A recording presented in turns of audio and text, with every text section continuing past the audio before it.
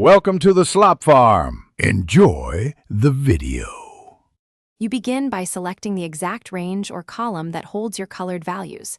Make sure headers are included if you want them as labels. Once selected, enable filters via data, create a filter or the funnel icon. This attaches dropdowns to each header. Then click the filter dropdown on the column you care about. You will see sorting, filter by condition, and a filter by color option. This first step attaches the tools you need to target colors directly. So proceed now. Now you use filter by color. Click that drop-down and choose whether to filter by fill color or text color, depending on how the color was applied.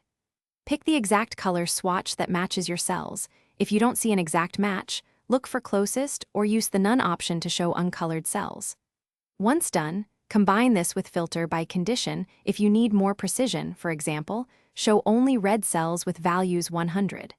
This step narrows results precisely. To finish, verify the filtered set and copy, analyze, or export as needed. Clear the filter when done using the funnel icon. Make sure to standardize colors going forward.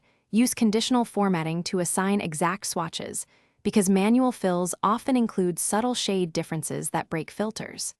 If the filter finds nothing, check whether colors are text versus fill and whether multiple similar shades exist. Adjusting to one exact hex or swatch fixes most issues quickly, so you can repeat reliably. Thanks for watching. Consider subscribing if we helped you today.